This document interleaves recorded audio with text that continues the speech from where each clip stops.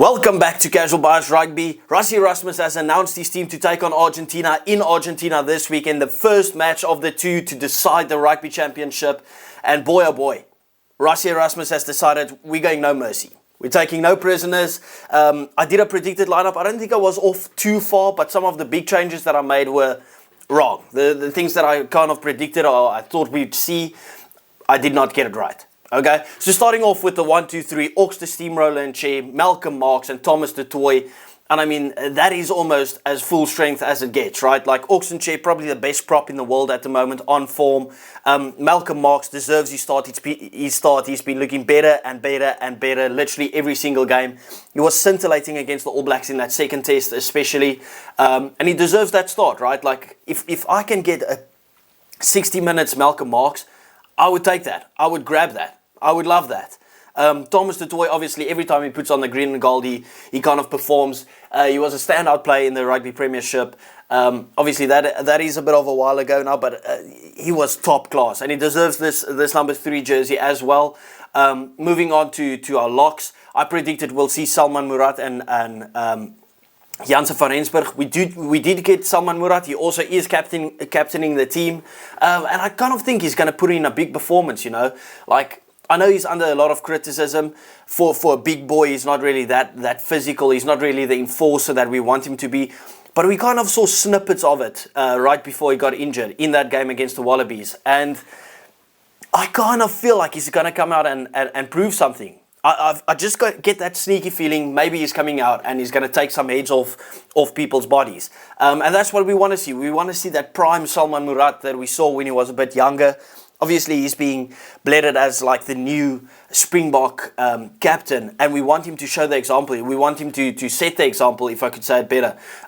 So a massive game for him. He knows his place is up for grabs. Is probably the wrong word, but he knows we expect performances at the moment. Ruan Orkia, he was brilliant against the All Blacks. I thought he might get a little rest chance, but he's back into the squad, and no issues with it. He was absolutely brilliant against the All Blacks. Deserves it. If he's fit, play him. I just thought we might just rest him to see Janse van Rensburg, seeing that Van Rensburg has been in the squad leading up to this game. But it is what it is. I've got no issues with it. I mean, why would you put in Janse van Rensburg if you have Ruan Orkia available?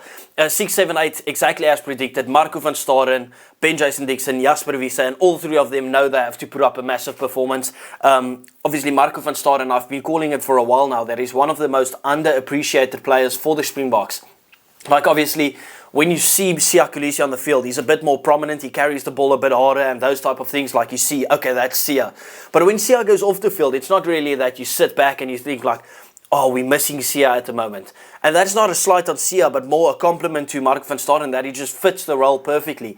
He's the perfect replacement for Siya, and he's got big boots to fill now to come on. He knows he's going to have to be the fetch of the team alongside Malcolm Marx. He knows he has to carry hard, fill in kind of the void of not having Siya in that 6 jersey, and I'm pretty sure he'll probably play about 60 minutes at least, or even the full 80. I wouldn't be surprised if he plays the full 80. Ben Jason Dixon, obviously under criticism with his performance against the All Blacks, but he'll shine through. Like, it was a once-off thing. He was brilliant with the Stormers. He's been brilliant with the Springboks, except for that one game. And I think when a guy, the same as the Salman Murat thing, when a guy comes under criticism, it will bring out that hunger in them to actually go ahead and perform to the best of their abilities. And with him knowing there's no Pieter-Steph du Toit, he has to play that Pieter-Steph du tackle role. He has to shoot out of the line, put in the big hits, do the workhorse type of thing, carry the ball hard, just be a total menace all around the field. And I think that role suits Ben Jason Dixon to a T. Obviously, he can slot into that lock position if we need him by the end of the game as well. Jasper Wiese, I've said, he doesn't really look like he's the guy that's carrying the ball that hard at the moment, but he's doing everything else so well. Like, usually when we saw Jasper, it's like he's either going to have a very good game and be ill-disciplined, or he's going to have a bad game and be ill-disciplined, right? And now Jasper Wiese, he's just looking like a proper player at the moment, like really taking that number 8 jersey by the scruff of the neck and saying, listen, I want to make this mine. I am the future 8 of this team. And he's doing brilliant, right? Since he's come back, he's been brilliant. And I called for him to start in 8 in the final 2 tests as well, seeing that he was suspended for such a long time. So glad to see he's still there and getting the backing from Rassie. 9-10 combo, Kobus Reinach and Andre Pollard. I got both of them wrong. I predicted we'll see Jaden Hendricks and Mani Libbok. Both of them are on the bench, obviously. Kobus Reinach, very happy to see him in that 9 jersey. I feel like I'm just repeating myself when I say I've been calling this guy the best 9 for South Africa for years. And obviously he hasn't necessarily been up to standards the last couple of games, or he hasn't been the standout performer like he used to be when he gets that opportunity. But I think this is the perfect game for him. Really, really the perfect game for him. And I'm happy to see he's getting back in that 9 jersey. You know, because obviously I still believe in this guy. I still think we can get a good few more years out of Kobus Reinach in that starting role, in that 9 jersey. Andre Pollard takes that 10 jersey. I did criticize Andre Pollard a bit. But if he can put in a performance like he did against the All Blacks, offering that attacking threat, I will have no issues with him taking that 10 jersey. Like, he just looked back to his younger self. And I thought we might see Mani and then Andre at the 12 jersey. And I think we will still see it at some point in the game. Maybe if Jesse goes off, Lukanya Arm switches to outside centre, and then Andre goes into that 12 jersey. I do feel like we might see that at some point with Mani slotting into that 10 jersey, but Andre Pollard in 10 just to control the game. You can't really have any issues with that, to be fair. 12-13 combo, Lukanya Arm, Jesse Kriel. We didn't really get to see it that much against the Wallabies because the game was in torrential rain. It was a tough day at the office for anyone in the back line. You just literally wanted to keep that ball in close quarters. And I think if the weather plays its part, we'll finally see what we've been cooking with this 12-13 combo. It's a brilliant combination. I think they complement each other well in that centre combination. So very, very excited to see that. And as I said, we'll probably see a couple of different centre pairings in this game. And then the back three, Marcus Olomapimps, Kurtley Orens and Apelile Fassi.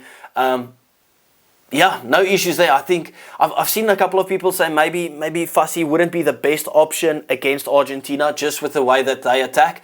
Like, he could possibly be defensively exposed. But I just think the way that we defend, I'm sure we would have prepped ourselves knowing that Argentina is so good and so dangerous when they get that ball out wide, not to leave Apelile Fassi there kind of man alone to defend.